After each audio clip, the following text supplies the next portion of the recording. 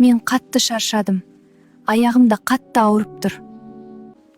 Қызым, шаршамай, қабақ шытпай жүгіріп жүргеніңе ризамын. Қонақтар сені мақтап кетті. Бір марқайып қалдым. Сен шаршасаң демала бер. Ыдысты өзім жуып тастайын. Жоқ, мама, шаршаған жоқпын. Өзім жуып тастаймын. Сіз демала беріңіз.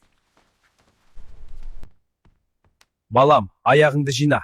Мынауың не жатыс? Үйленгенің кеше ғана бақытты екеніңді білемін. Сендердің бақытты болғандарына біз де қуанамыз. Бірақ отбасы болу тек қуану емес, ол жауапкершілік, бір-біріңді қолдау, тыңдау, көмектесу. Келін қонақтың бәрін күтіп, өзі шаршап жүр. Ал сен болсаң созылып теледидар қарап жатырсың. Ол сенің аманатың. Жарыңды қорғау, қолдау сенің міндетің. Біздің әулетке сіңісу үшін сен қазір де, кейін де оған тірек болуың керек.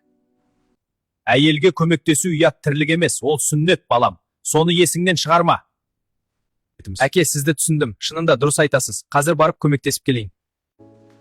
Жаным, мен саған көмектесемін. Екеуміз бірге жуып жинап тастаймыз. Рахмет, жаным.